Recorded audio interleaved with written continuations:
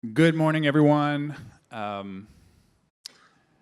Welcome to the Free Speech on Campus Left, Right, and Center panel. My name's Nathan Harden. I'm the education editor with RealClearPolitics.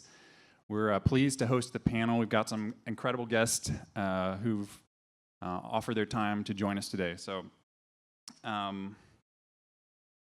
first, to my left, we've got Kazique Prince from the City of Austin Mayor's Office. He's an educational policy advisor and an advisor on cultural diversity and other issues for the Mayor's Office. To his left, Robby Soave of Reason, journalist, author. And finally, we have Heather McDonald, a senior fellow at the Manhattan Institute, also a frequent writer and author on educational issues. So let me get started with a brief introduction here. Free speech, freedom of association, viewpoint diversity, these principles are integral to the classical understanding of the university and its educational mission.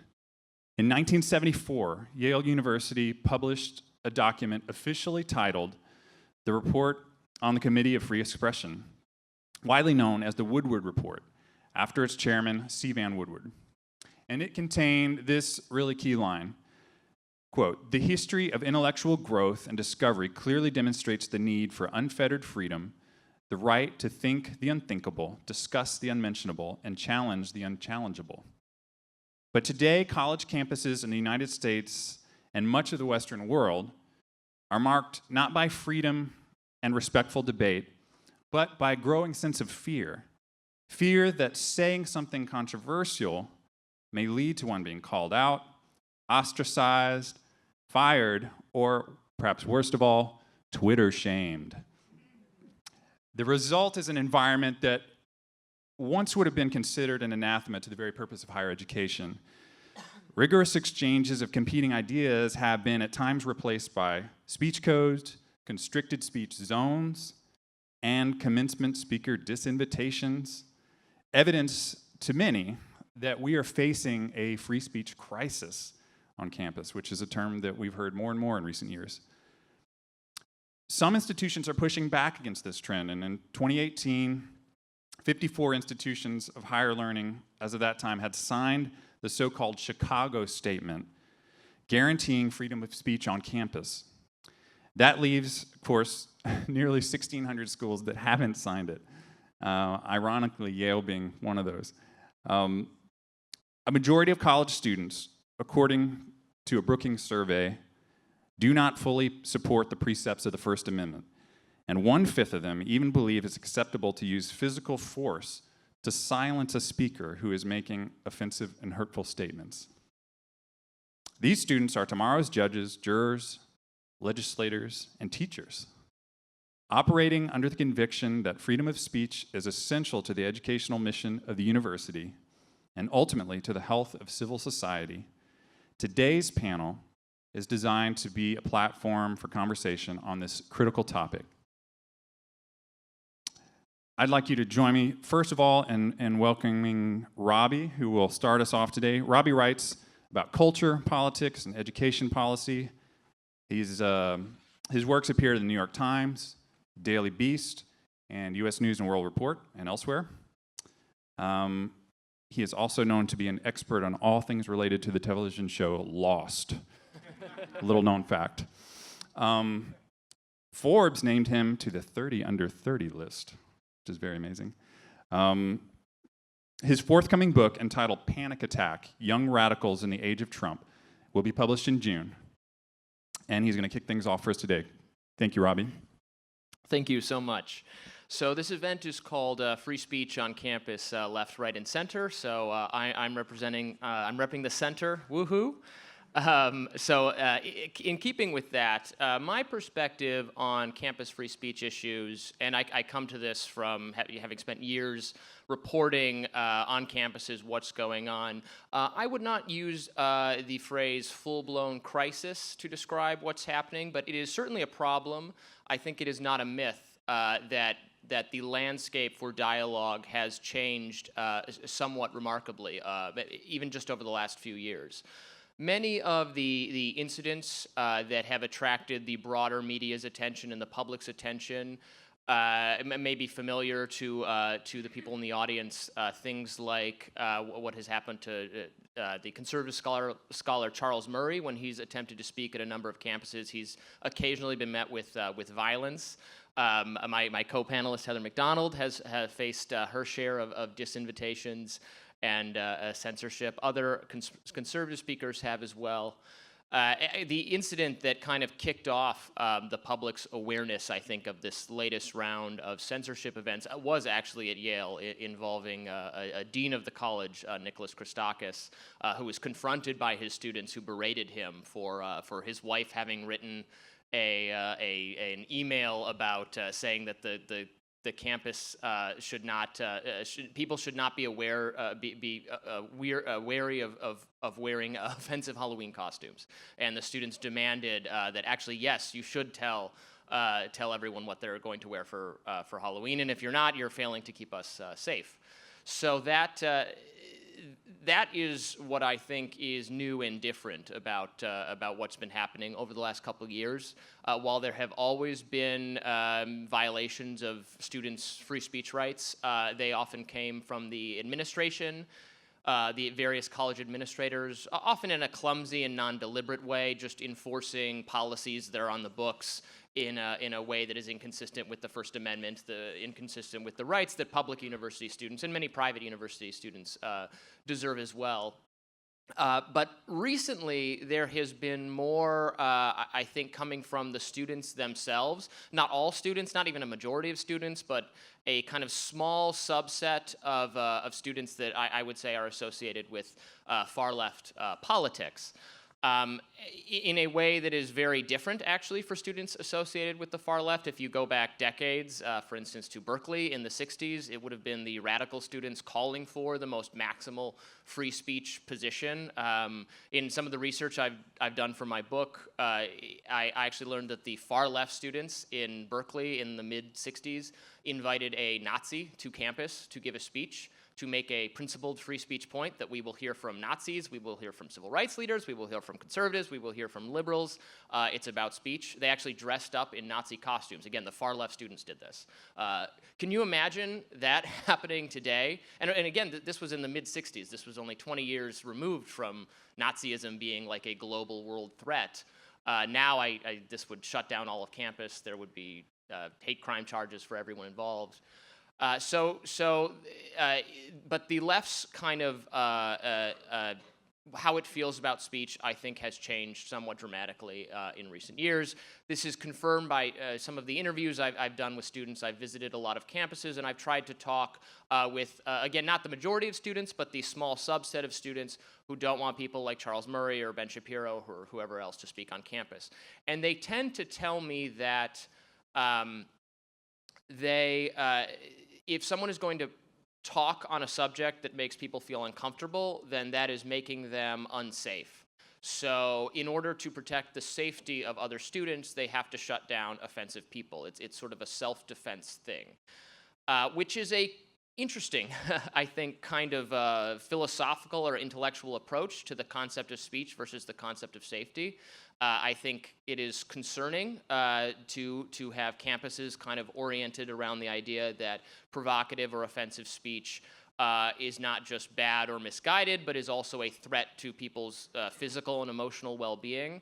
While I understand that campuses have to have some obligation to, obviously, to keep students safe from physical danger and violence, there are important, productive, uncomfortable conversations and dialogues that have to take place in the classroom, on the quad, between students and professors. And actually, I often think professors, including professors on the left, are kind of the most threatened by this new regime. Professors tell me that they are afraid of just the couple students in their classrooms who will file complaints against them for having a different perspective than the student, even coming from the left. I mean, this has happened to people like Brett Weinstein, who's a professor at Evergreen College, a person of the left, who didn't quite agree with the protest his students were going to engage in. He agreed with the purpose of it. He just didn't agree with their methodology, and he really had to sort of leave the college as a result of the the blowback from that.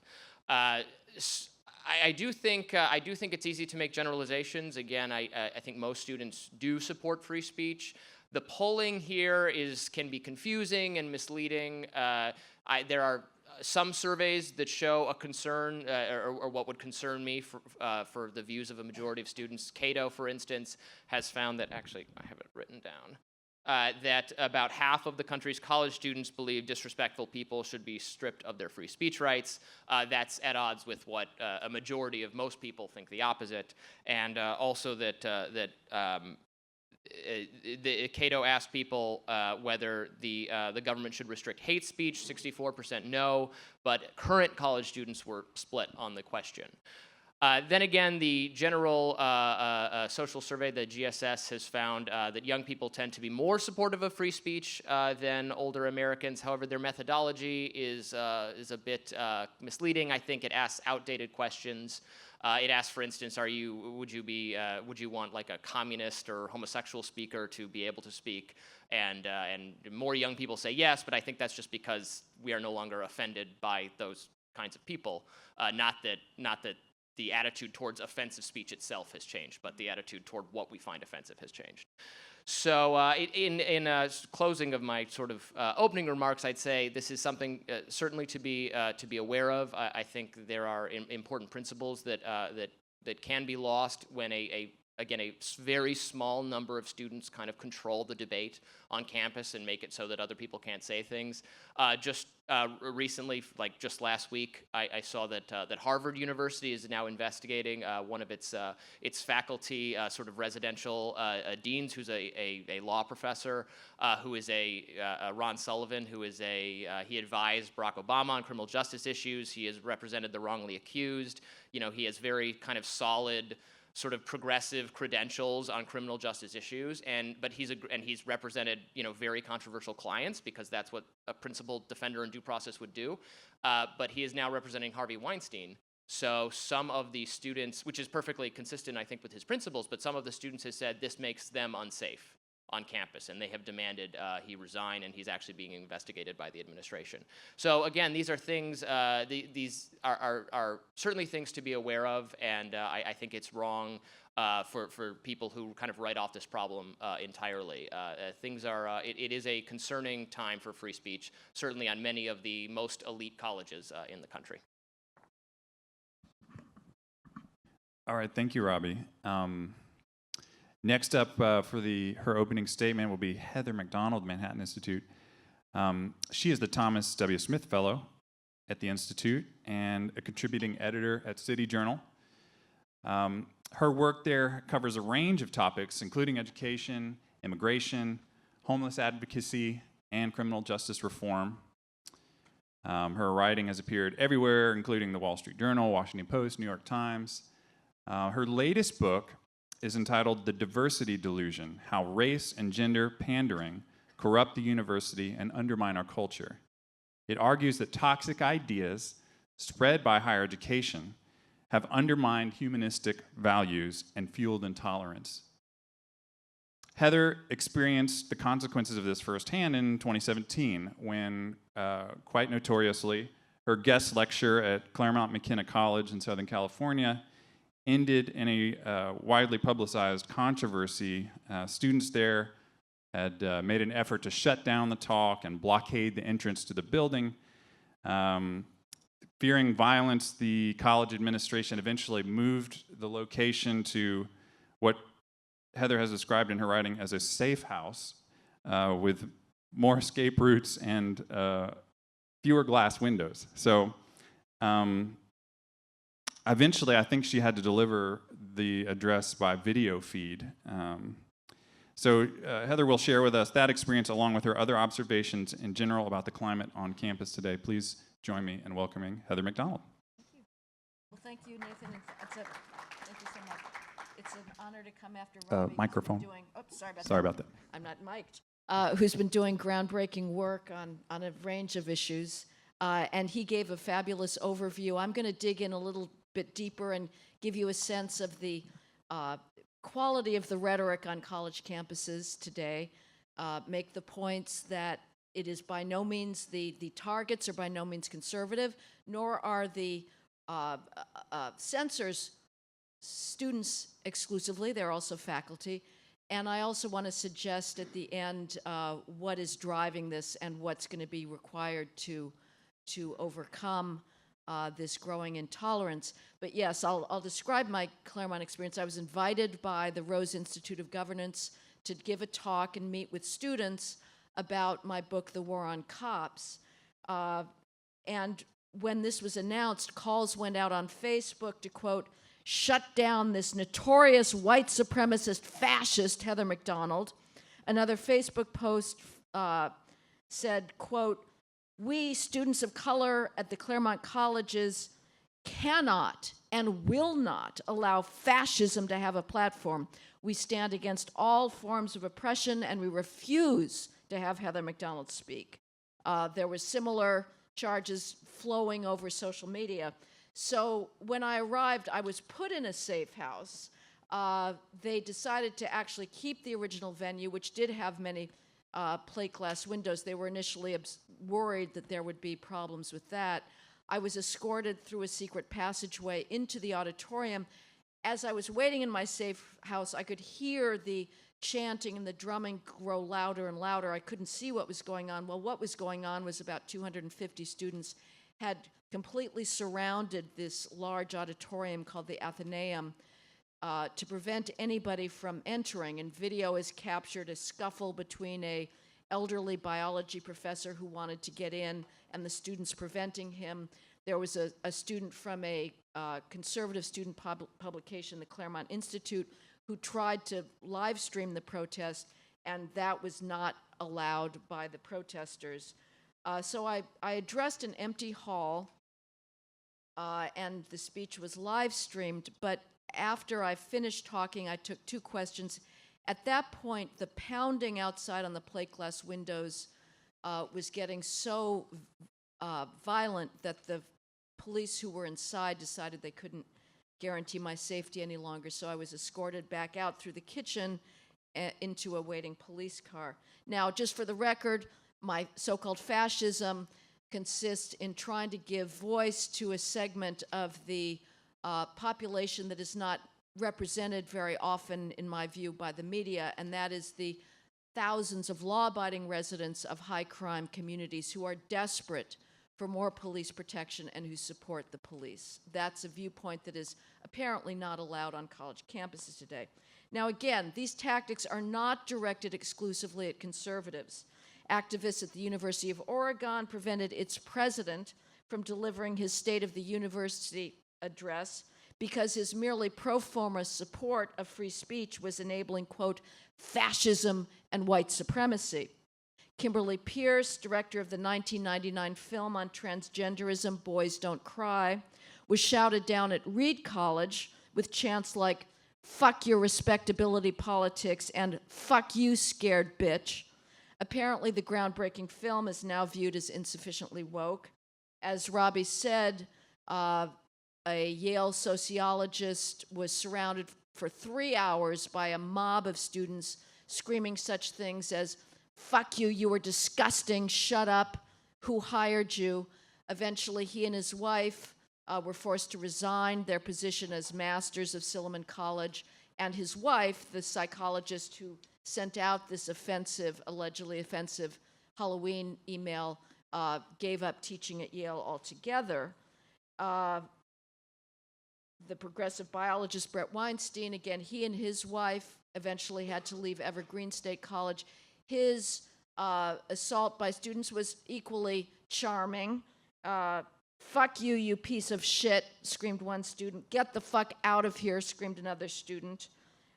When Weinstein told the trespassers that science professors at Evergreen were not, quote, targeting students of color, another student responded, fuck what you have to say, this is not a discussion. So Weinstein resigned. James Comey, former FBI director, was invited to Howard University. Protesters prevented him from speaking for 15 minutes, screaming, fuck James Comey and other epithets. When he finally was allowed to speak, he was routinely interrupted white supremacy is not a debate, get out James Comey, you're not my homie.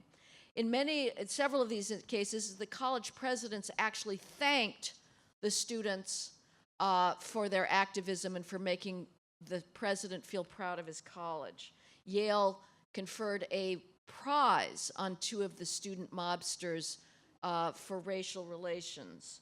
Now, again, it's not just students, the faculty are involved. At the University of Chicago, a math professor managed to depublish, that means, i.e., completely disappear from any trace on the web, an already published paper that suggested a evolutionary model why males may have greater variance in their low-end and high-end math skills than females. At the University of Chicago as well, this is also ironic because Robert Zimmer has made the University of Chicago allegedly a beacon of free speech, but at the University of Chicago, 100 faculty and graduate students signed a petition to try and disinvite Steve Bannon from a debate on trade and immigration. According to the signatories, allowing Bannon on campus would threaten the safety of people of color at the university and its surrounding community. Now, it's worth looking at this petition in some detail because it contains so many classic tropes of censorship today. The signatories claim to be all in favor of free speech, but not hate speech. Now, this carve-out amounts to the position, free speech for ideas we agree with, but not for those we disagree with. There is no First Amendment exception for hate speech, and the Chicago petition shows why. The signatories arrogate to themselves the boundless power to designate disfavored ideas as hate speech without any effort to define or to limit the term. They simply declare over and over that Bannon traffics in it. Even more remarkably, the letter writers adduced the alleged influence of Bannon's ideas as further reason to cancel the debate. Quote, "The hate speech represented in Bannon's body of work are, not the insignificant musings of a fringe political group, but rather the governing philosophy of the chief executive and a newly emboldened political movement based on white supremacy and religious intolerance." Now, you'd think that the faculty would welcome the opportunity to rebut in a public forum this allegedly regnant philosophy. Instead, they seek to create a campus where no one has to confront or disprove disfavored views, but can simply rely on brute force to exclude them. And as Robby mentioned, at this very moment, a Harvard law professor is being investigated by the Harvard administration for defending Harvey Weinstein because he is allegedly creating an unsafe climate at his residential dorm. Now, I could multiply such examples indefinitely. They are backed up by a routine self-censorship on the part of terrified faculty and students who do not subscribe 100% to campus identity politics. Now, there's several things to be said about this growing intolerance for nonconforming speech. First, it would have astounded our nation's greatest civil rights leaders. In 1860, a mob shut down a commemoration of the first-year anniversary of the abolitionist crusader, anti-slaverist crusader John Brown. In response, Frederick Douglass penned a, quote, plea for free speech in Boston. "Slavery cannot tolerate free speech," he wrote. 5 years of its exercise would banish the auction block and break every chain in the South. "Freedom of expression is, quote, the dread of tyrants," Douglass wrote. "It is the right which they first of all strike down because it challenges authority." Martin Luther King, speaking in Memphis the day before he was murdered, called for the country to honor, quote, First Amendment privileges, Martin understanding with Douglass that those privileges protect minorities against majority power. Second, This drive to silence alleged hate speech shows a childlike inability to abstract from one's current position in the world. Right now, the campus censors control the definition of hate speech. But what if the power balance shifts and the censor's perceived adversaries seize the authority to prescribe hate speech?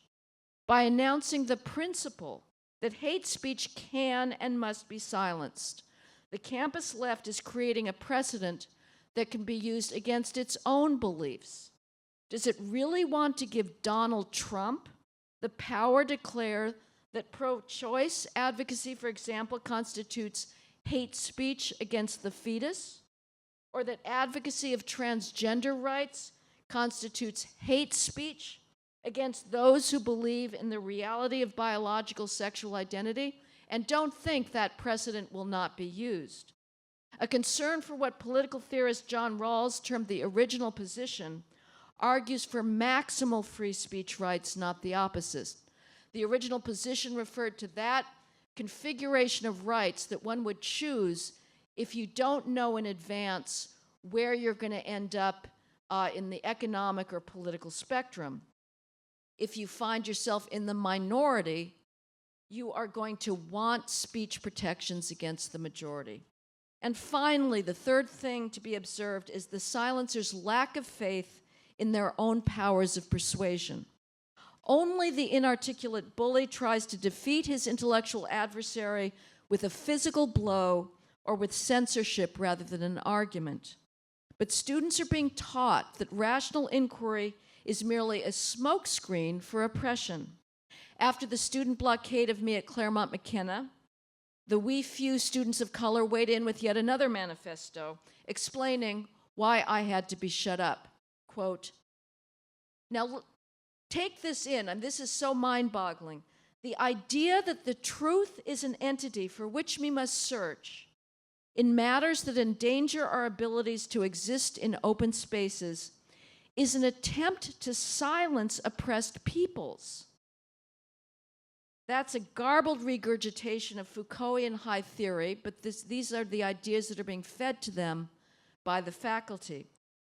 But trying to silence speech with which you disagree by institutional fiat, by shouting over the speaker, or by mob violence is the start of a terrifying descent towards a world where brute power rules. The mark of any civilization is its commitment to reason and discourse.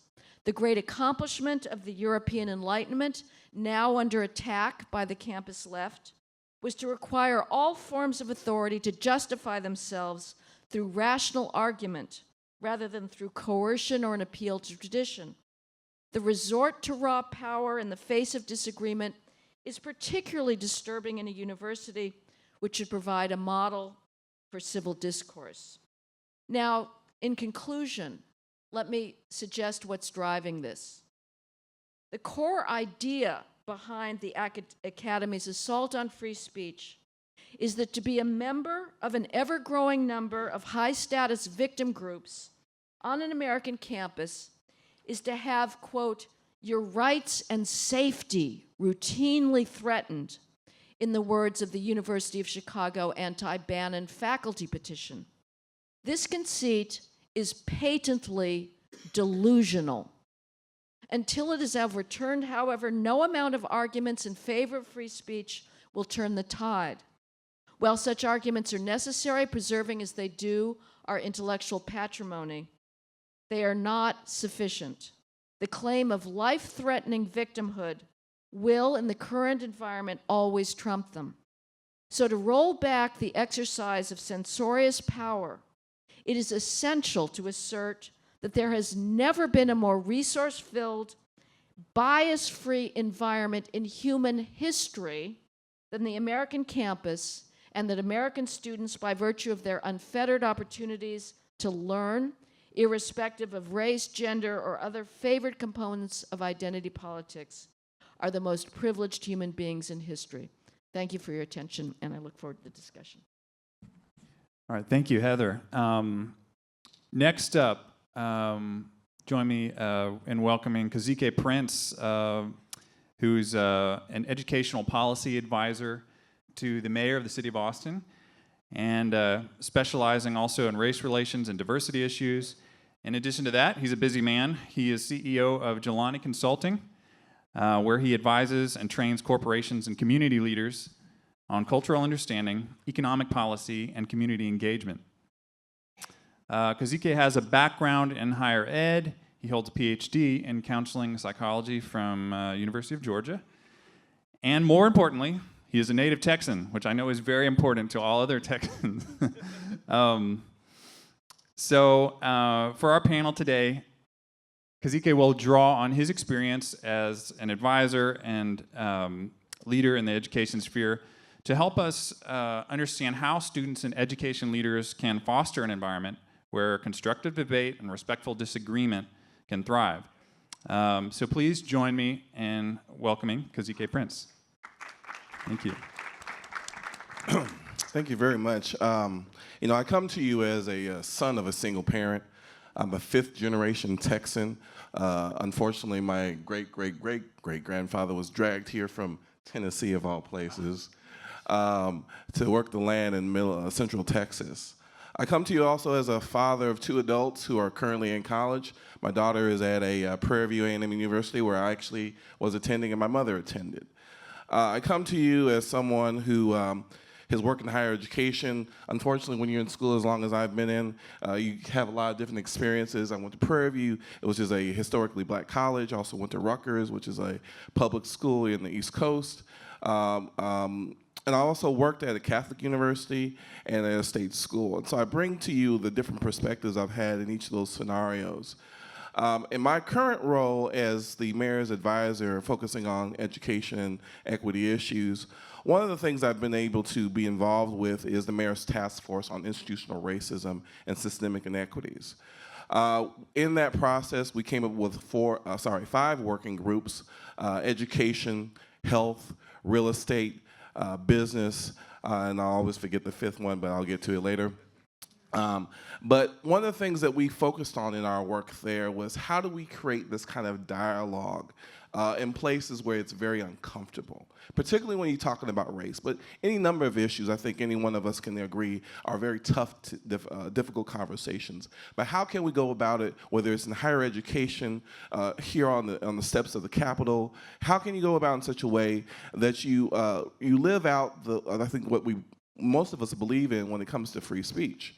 And we came up with some guidelines to help us have that conversation in fruitful ways. One, we call it the four agreements. We actually work with a group here that's come to us several times. It's a Pacific education group. They do a Beyond Diversity training, and they have these four agreements. And one of them starts off with staying engaged. One of the challenges I heard in our conversation so far is that, you know, when people are fussing and cussing and threatening violence, it's very difficult to stay engaged. And really, that's the point when people are being threatening violence or insinuating they're going to be violent or being violent in that moment. They're staying engaged, but they really aren't wanting you to stay engaged. And so, oftentimes when I find myself in those situations, I'm not going to engage because my personal safety is being threatened. And so, when I think about how do we create those engaging environments, it's how do I stay engaged, but also setting some limits about what I'm willing to tolerate as far as my personal safety is concerned. The other thing is, how do we become comfortable or accept and expect that there's going to be non-closure of a conversation? Oftentimes, people come to these conversations thinking, oh, we're going to be done here and we're going to solve all our world's problems.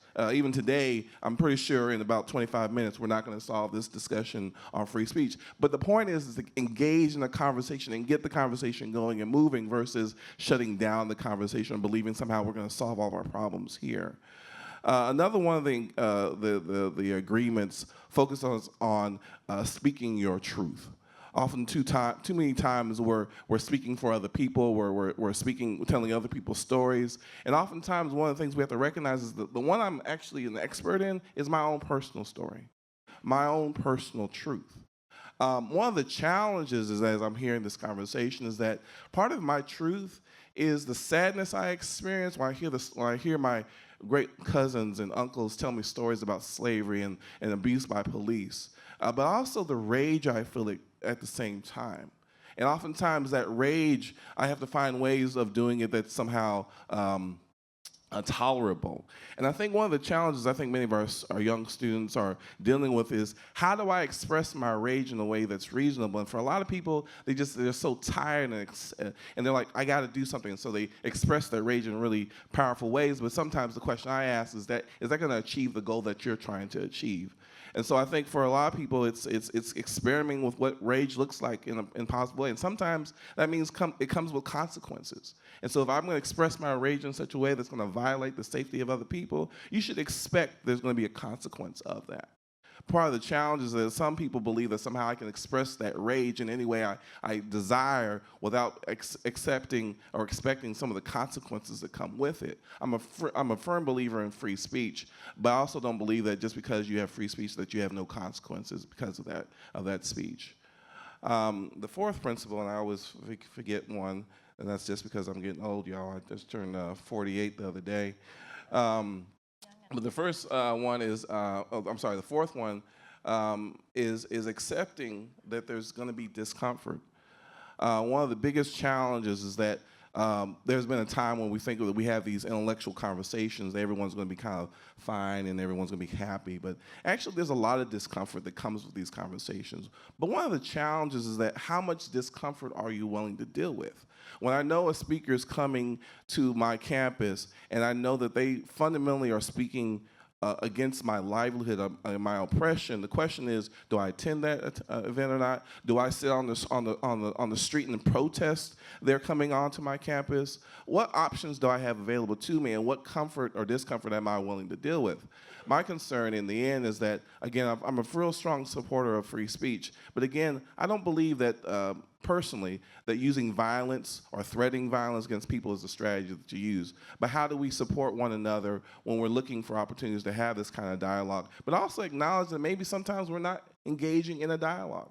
You know, today we're engaging in a dialogue. I think we can agree. But there's many situations where it's not the point to have a dialogue. I am not listening to you. As a clinician for 15 years, my job was to listen and hear. But when you're out there on the streets having these really hard debates, oftentimes that is not the point of it. The point is, how do you have those dialogues in such a way where, again, people are able to express themselves? Because remember, let's not forget, there have been plenty of places in our history that being African American or person of color, a woman, the mere walking down the street, violence is being put against you. And so we live in a time now where people are taking the right to say, I'm going to speak up in ways that, you know what, my mother or my grandmother or whoever could never, ever do. And so I think it's a time to support that. At the same time, ask ourselves, what are the boundaries of that? Because there are consequences when we threaten violence or do kinds of things that I think are harmful for other folks. And so I think my contribution to this conversation is even though I'm technically, I think I'm on the right side of the center, but technically I think I'm speaking for the left. And in speaking for the left, I think depends on if you're in the audience or up here, right? Yes, exactly. My right, your left. There you go. But you know, I think one of the real points here is, and this is the thing, we have to remind ourselves: college campuses are full of young people, right? They're supposed to go make mistakes. They're going to go out and champion things that, you know, we as faculty or staff are not always going to agree with. But the whole point of the college experience was to explore things that you otherwise would never ever experience. To voice, to be enraged, to be sad, to be happy, elated, have all those kinds of emotions. But I think our responsibility as an institution is to ask ourselves, how do their behavior align with the values of that institution? And I think oftentimes when we look at these different campuses, we're not having that conversation about how sometimes the values of a private school or a public school may or may not be in line with the speakers that they're bringing on their campus. And so that's part of the conversation, I think, is part of this as well. But thank you for your time today. All right, appreciate that. Thank you to all the panelists for your opening remarks. The last part of the panel today, I just want to have a little bit more of an informal discussion among these great minds that we have with us today. And just want to throw back to you, Robby, first of all. You've been sitting there patiently for the last 20 or 30 minutes since your remarks. But President Trump recently vowed to issue an executive order that would deny federal funds to colleges who fail to protect free speech on campus. The promise was pretty thin on details, but just in general, I mean, do you think this is a good idea? Thank you. So the short answer is no, I don't think it's a good idea. When Trump said this, I assumed he had just made it up on the spot because it's Trump. So the first thing I did was call my source in the education department. I am a reporter. I have a journalism job. And I'm like, this is just something he said, right? And my source was like, nope, I've seen the draft of it. It is real. So crap. Yeah, so I don't think executive orders are generally the way to handle things. I would have to see exactly what it said to know if it's really defensible, but in general, Congress should be the body deciding whether universities get funding. I was against executive orders when it was President Obama doing it. I'm equally against it when it's President Trump. So I don't think, but this is part of the kind of conservative reaction to the campus free speech problem. Also has a lot of problems. There are conservative groups keeping lists of professors who say offensive things, things that offended the right in classrooms that I think is very deeply flawed. So there's a backlash to some of this that is very bad as well, and I think the executive order is part of that. What about you, Heather? What did you think of this executive order idea?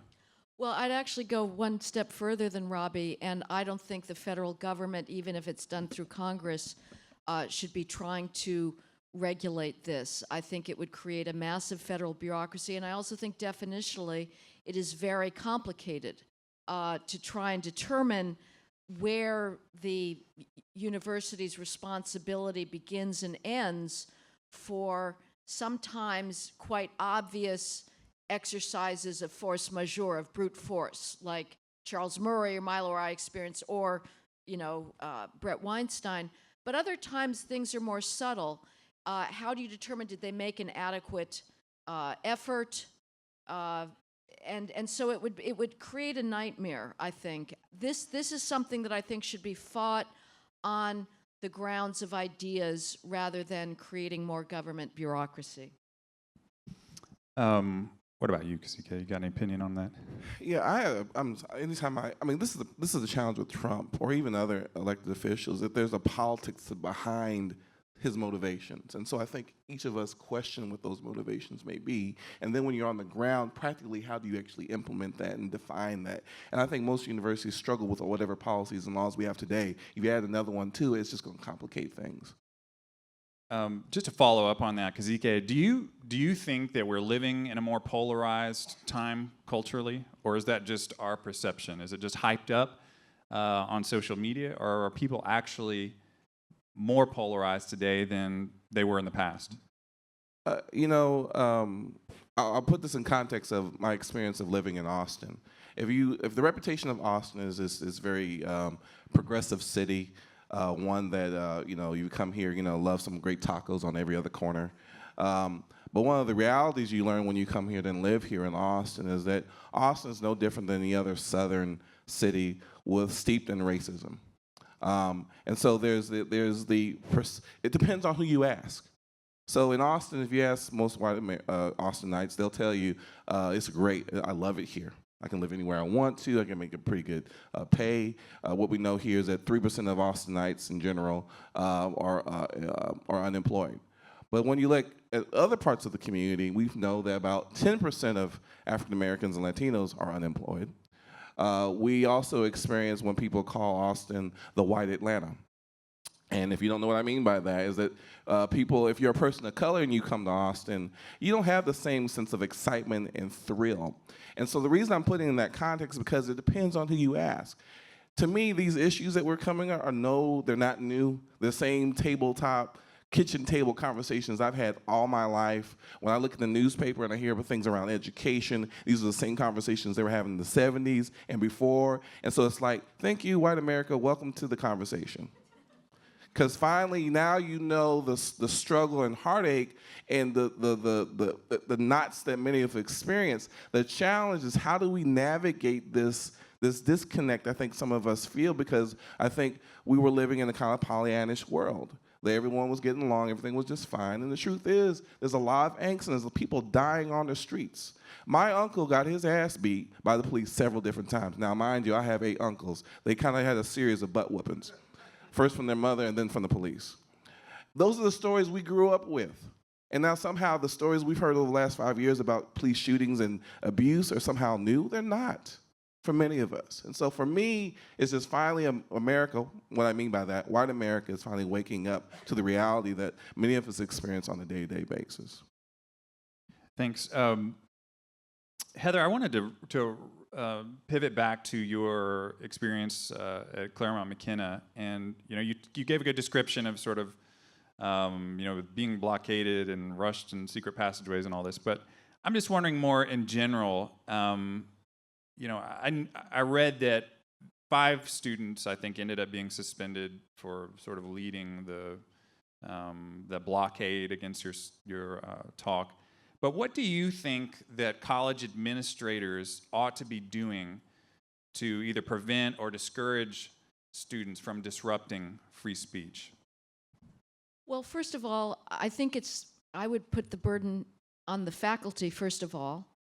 They have been given tenure to protect their own freedom of speech, and yet when word goes out of this sort of act of aggression, when it's planned, they're nowhere to be found. They've got their heads buried in the sand. I think if there's any sign of some kind of anti-speech protest plan, the faculty should stand up and say, this university or college is dedicated to the rational exchange of ideas. Argument, the ability to disagree through language rather than physical blows is our greatest civilizational accomplishment. And we're not going to preserve that freedom for us and then not extend it to people who come on this campus. So I think there needs to be far more explicit articulation of how unique these principles are and how vital. That having been said, I'm just going to add something here. I actually don't think that inviting me or anybody else to campus is the core function of a university. I think things involved in current affairs, as I was talking about, the current debate over policing in the United States, those are things of the moment. The core function is cramming as much knowledge into the empty noggins of students as possible. And for that, the dialogic model of education, which we're all adopting here, which is maximal discourse, is not always so relevant. It's not, you don't debate over the periodic table or the laws of thermodynamics or the spread of civilization around the early Mediterranean. Students don't have that knowledge. So, yes, speakers, should be protected, but I think that the risk of this whole dialogue is it has shifted attention too far away from the fact that really the business of universities is knowledge and not simply opinionizing. Thank you. Let's go to one of our online questions here. Robby, why don't you take this? Could there be gradations of hate speech to help differentiate between the truly dangerous, for example, Charlottesville, from the controversial, for example, Ann Coulter? Sure. Well, so there is no legal or constitutional carve-out for hate. There's no category of speech called hate speech. I mean, the Supreme Court has been perfectly clear. They've said the Westboro Baptist Church, who are those insane people who yell offensive, you're going to hell type things at the troops at their funerals. I mean, the most vile speech you can possibly imagine. The Supreme Court said, yep, you can do that. So I mean, we can recognize informally that a certain kind of speech is hateful, but if you're at a public university campus and you have, I mean, even someone like Richard Spencer, who's an actual alt-right sort of neo-Nazi leader, and his speech is I think deeply hateful, but he does have the right to speak. And I would actually recommend, in some of these cases, just ignoring the person is the right thing to do. If Richard Spencer, so it's great that there's a lot of people in the audience today. If Richard Spencer gave his remarks to an empty auditorium, that would be a loss for him. That would be an embarrassing defeat. He wants you to show up and yell and maybe even punch him in the face. I've actually interviewed him, and he said he sort of agreed with the philosophy that it's okay to punch someone in the face if they're of a different ideology than you. He thinks that. So don't adopt that thinking. If there's no sort of audience for his talk, then it's a defeat. And there's actually a very long history in sort of anti-fascism activism of anti-fascists ending up amplifying the voices of fascists because the newspapers had to cover fascist events if they were being shut down by anti-fascists, but didn't have to cover them otherwise. So you can actually, it's like the Streisand effect. Trying to censor something, you actually, it was when Barbra Streisand, I think, was trying to keep news of her giant house out of the press, but by trying to shut it down, she drew way more attention to it. So that's the informal strategy I would recommend for combating hate speech. Thanks, Robby. Any thoughts that you have, Kazique, on this idea? Do you run the risk of actually empowering people who may have abhorrent views or antisocial views by trying to shut them down? And does that bring more attention? And is there a risk that backfires, in your opinion? Oh, definitely. I mean, just two real quick stories. When I was at College of Holy Cross up in Massachusetts, Clarence Thomas came to visit, and we had a group of students who wanted to show up and protest, all the things he stood for. And we had this robust conversation about, do we show up or do we just shut them out by not attending or encouraging people not to attend? That became a robust conversation amongst ourselves. And isn't that the point of higher education, is to have that dialogue about what your different kind of strategies are going to be? A different story here in Austin, we had, if you remember, a few years ago, the Occupy Austin in our area. My perception was there was a period of time where we were going to just ignore the folks who were camping out on City Hall, and maybe sooner or later they'll leave. But then there's a line that had to be drawn about safety and health. You had a lot of people who were protesting, and again, we're Austin, right? We're all about protesting and being progressive. But there was a point that other issues came up. So even though let's say politically, we agree with a lot was being said on the steps of the Capitol, what we had a problem with was the health issues. I mean, what are you going to do with all that nasty poop and sanitation issues? Or when you get hundreds of people in one space, you got to make sure folks are healthy. And also, people's safety is considered this, because there were stories that came about people's safety being endangered because of what was going on in that one space. And so I can be very supportive of speech, especially whether it be conservative or liberal so-called speech. But to me, is always figuring out, where do we draw the line when it comes to safety? Where do we draw the line? And so I agree with people who support white supremacy, but I definitely support them speaking their voice. And I think you made a really good point. Not every university's main job is to make sure they have a nice series of speakers at the institution. Sometimes I wish universities got out of the business of having speakers and work in collaboration with nonprofits or government or private entities to bring speakers into the community versus feeling. But again, we feel like universities are somehow the centers of vibrant conversations, but what we're finding out, that's actually not the truth. And so sometimes I like to see those things happen in other spaces. Thanks. Robby, you mentioned very briefly this idea that activism or sort of political activism has shifted somewhat from the generation of the 60s, which is we all think of as the great, hippie leftist era, protesting Vietnam, that sort of thing, to what we have today. And could you just dig a little deeper into this idea of a generational divide? What's changed about activism in your research for your book from what we might think of from the generation before? Absolutely.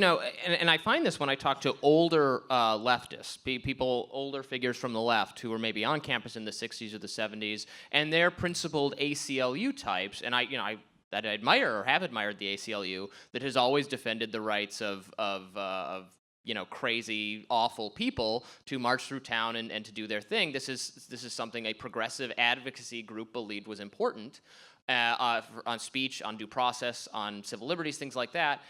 The ACLU, I think because of its younger, actually, staffers, has had a lot of backpedaling on that after they defended the rights of people at Charlottesville to march, and I agreed with this. It's a matter of principle, but they got so much blowback from kind of younger progressives that why are you, it's either or. Either we're defending white supremacists or we're not. So why would we be defending them? And the ACLU has backpedaled on some of that since younger progressives. Actually, there was one notorious kind of shutdown at William and Mary College, I think last year, where a person from the ACLU was speaking, and the students, they stopped it and they chanted things like, ACLU, you defend Hitler, liberalism is white supremacy, because these were leftists rather than liberals, young people, and they shut down the event. I think the ACLU got the message and was like, okay, we're gonna gingerly step back from our hardcore free speech commitments, and I think this is just deeply concerning. And the same thing has kind of happened with due process on college campuses as well, which is a broader topic that I probably don't have time to go into. But things, this idea that harmful speech can hurt you and is thus it is necessary and proper to block it is very much in tension with what leftism used to believe. Got something to say, Kazique? I was just thinking as you were commenting, whether it's ACLU or any organization, and I personally believe that they should defend these types of free speech situations. But the question I ask is ACLU the only organization could do it? Could someone else do it? I don't know what the conversations were going on with the younger folks at their staff, but sometimes you have to ask yourself, yeah, we believe this, and yeah, we should support it, but do we have to do it? Can someone else do this work, this hard work that needs to be done? And I think sometimes that's part of the conversation as well. Who's responsible for defending the rights of individuals? And oftentimes the ones who will do it are the ACLUs when no one else will do it. But then there's plenty of money out there, and there's plenty of other organizations who could do this kind of work. So the question I would be asking is, did the ACLU reach out to someone else and say, hey, this needs to be done, will you do it? Heather? I would just, again, emphasize the one question that this always raises is who decides? Who gets to define what hate speech is and therefore what speech is under the current code prescribable? And the whole liberal project of classical liberalism was based on the understanding that power shifts, and it was based on this yearning to live free from arbitrary power, a recognition that human beings are power hungry, and in response to that, the Western tradition developed a set of neutral principles that would level the playing field and allow people maximum autonomy.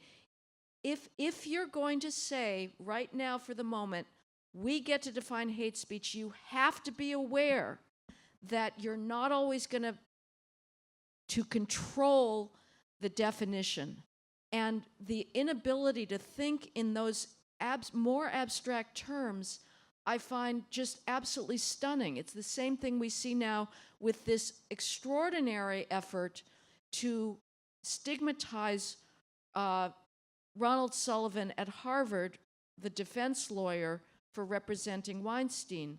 This notion that somehow he's contaminated by virtue of being a defense lawyer by his client, and not realizing that there are principles at stake, that everybody deserves a defense, and if you are the one who is falsely accused, you are not going to want a precedent that if you are a member of a stigmatized group, you're not entitled to a defense. So I would just urge students and their teachers to absorb why neutral principles are so essential to protecting us from the exercise of raw power. I think it's a great point that, protecting your own free speech means protecting the free speech of your political opponents as well. And if you don't make those safeguards for your political opponents, they may be in power a few years from now, and they may not protect your speech rights. We're running out of time here, but I just want to thank all three of our panelists, who I think gave a really intelligent and insightful discussion on this issue. Please join me in with a little round of applause for Kazique, Robby, and Heather. Thank you all very much.